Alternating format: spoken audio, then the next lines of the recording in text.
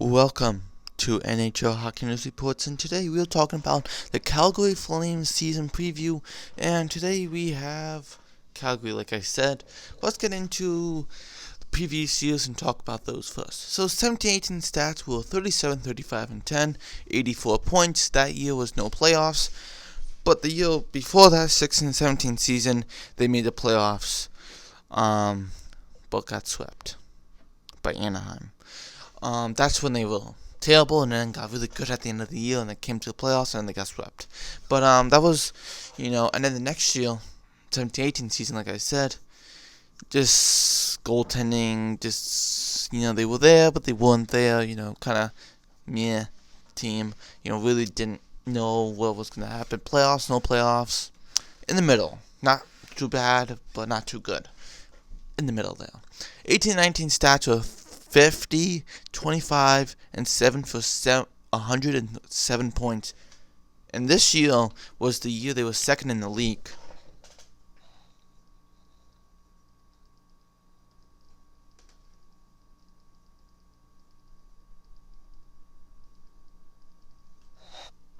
Sorry if I spelled kind of went over that a little. Sorry about that. But they were second in the league. Number one was Tampa with 127. They had 107 points. Absolutely fantastic year.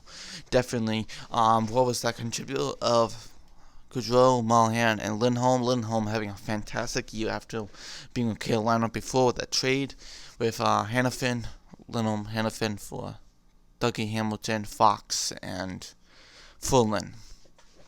Now, they got to the playoffs looking like, oh, look, we got to play against the Avalanche. Okay, good. Whew. Calgary was like, we don't have to play the Sharks. If we did, we would be crushed. But it didn't matter because round one, the Avalanche win them 4-1. Boom. Like that. First game, game one, Calgary won like 2-0 or something. But Smith was absolutely fantastic. After that, wasn't Smith's fault. They just couldn't score. Now, who left? So Hathaway went to the Washington Capitals, a good 20-point goal scorer. 20 points. Puts around 20 points. Definitely a good depth guy, definitely. Curtis Lazar went to the Buffalo Sabres after not being qualified by his qualified offer. No qualified offer there. Neal was traded for Lucic. Reichel was traded... Well, wasn't traded actually. He's still a UFA out there. Vandenberg signed with the Vancouver Canucks, and Stone was bought out by the Calgary Flames. Prout went to the San Jose Sharks, and Mike Smith went to the Oilers, right next door of the Battle of Alberta. Now the new ones are Lucic, of course, with the Neal trade. Valimaki is supposed to be that guy, but what happened? He got injured. He's indefinitely injured right now. We'll see how long that would be for. How many months? And then you have Talbot that went to Calgary from Flyers at the deadline, but previously with the Oilers.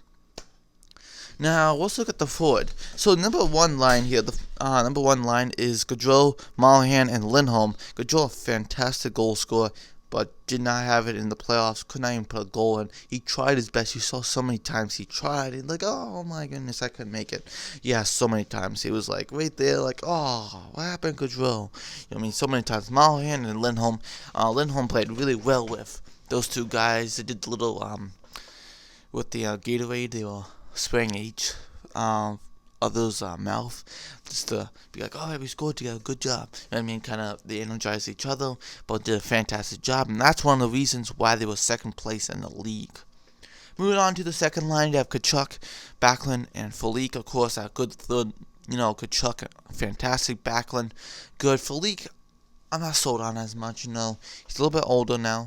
He might be 31, I think, but he wasn't trade rumors before, but, that's something I really don't care about Felic as much. But Backlund's still really good, and Tkachuk is fantastic. We haven't seen the best of Tkachuk, Matthew Tkachuk, just yet. This is just the tip of it. You get to see. This is just the beginning. You can see so much more stuff after this, definitely. Moving on to the third line, you have Lucic, Jankowski, and Bennett. Lucic, of course, had a $6 million contract retained. They have like $500,000 left, but $500,000 Is that really a difference? Not really. But I guess they say change the scenery. They said that Lucic had a lot of pressure for that $6 million contract on him. Not anymore in Calgary. He'll have a good time. He'll do good. We'll see about that. You know what I mean? Edmonton Oilers were the one who signed that contract in 16 and 17 season of a $6 million contract. And it looked good back then. 50 points. You're like, wow, he came off of LA after being Boston too. Looking like that guy can be for us. And that first year looked like that contract was so worth it. Man, Sorelli looked good. But after that, 17-18 stats for him was not good. But it was okay. But 18-19, he was like, time to leave, Lucic, come on, bye-byes. Literally, Ken Holland had to get rid of him.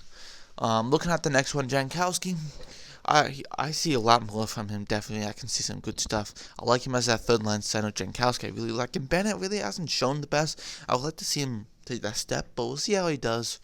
You know what I mean? Is he going to be a bust, or are you going to be that guy for him? I know he's a good-looking guy, like sports guru usually says, but I do like him. Definitely. And then the next one, I don't know how to say his name, is Manjapan or something like that. He looks like a good guy with Derek Ryan would be a good fourth liner, definitely. I do like how he does. And Dube would definitely do good too. And then other considerations, Sonic and Krejci. So those guys you have to, those guys might make the team. I'm sure it'll be scratched a little, who's will make it, who doesn't. These lines might be moved around a little, who knows, but let's review the forwards now. So, the first line, absolutely fantastic. That's why they were second league, like I said. Second line, I say fantastic, except for Leak. If I can replace him with someone else I would like to get, that would be awesome. But, whatever. And then you had the third line I do like. I like Jankowski. We'll see how Lucic does on the Calgary Flames. Bennett, we'll see if he can be that guy for them, hopefully. But the fourth line is pretty good, too. Moving on to defense, you have Giordano Brody. And I will do a video on this about Flames. I haven't done videos on Flames as much because it's not really much to talk about, you know what I mean? But I have something here to talk about. On a separate video, but I will talk about a little.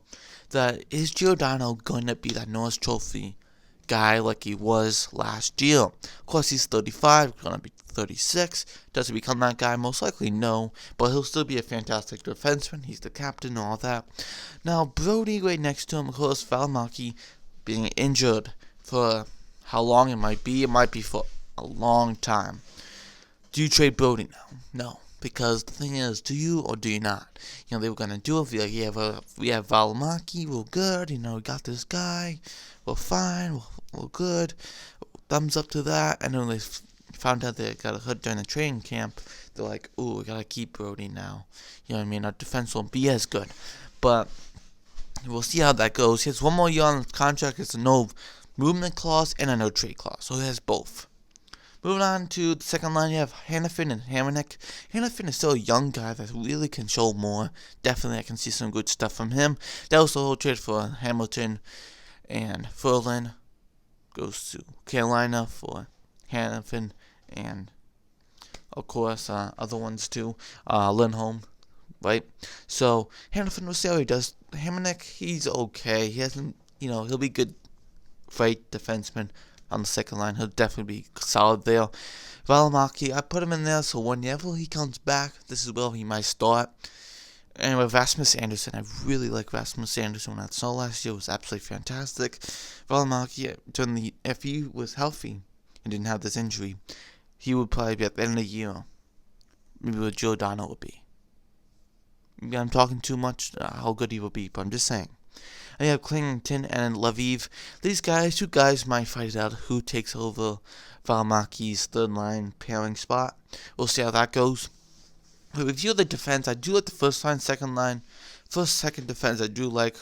Third defense, I do like. So I like all the defense here. All three pairings I do like. See what happens to Valimaki, how long they say he'll be out for.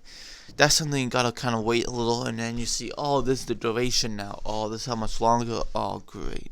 You know what I mean? The whole thing. So let's get into the goalies. Riddick, Talbot, Gillies. I put Gillies in there, so you have a third goaltender to talk about. But here we go.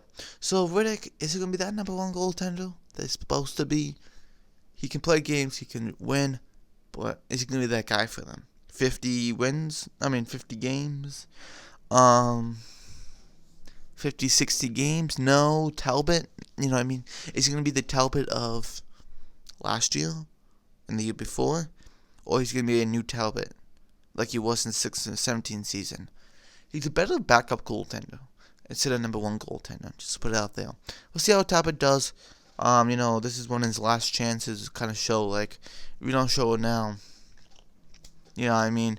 You might not have an NHL job next year. You never know. And then Gillies. Does he make it if Talbot doesn't do good or one of them gets injured? Either or. I thought Gillies looked pretty good. A little, so we'll see how that goes. Now let's look at what they still need. Well, let's first look at the cap space. So the cap space right now is $7 million. Definitely have some room if they want to get someone. A veteran player, if you want to get another veteran player. Or even a defenseman. The colorful Valimaki. For example, like Dion Phaneuf. Bring him back to Calgary. That would be interesting. They kind of have that guy just for that good, stable, third-pairing defense. That would be awesome. You have other guys you can add. Even on the forward depth, on that right wing, you can add Jason Pominville. You can ask Jason Pominville on the second line. He can put around 20 points, don't really. Or 30. He's a guy that's still going to put around 10 goals, 10 to 15 goals. You know what I mean? He still has a little on his tank. Don't say anything else about him. But I think Calgary might explore the professional tryout option. Definitely I could see that. For defense and forward depth. On that right wing, definitely, and on that right defense, on that left defense, or either or. But thank you for watching.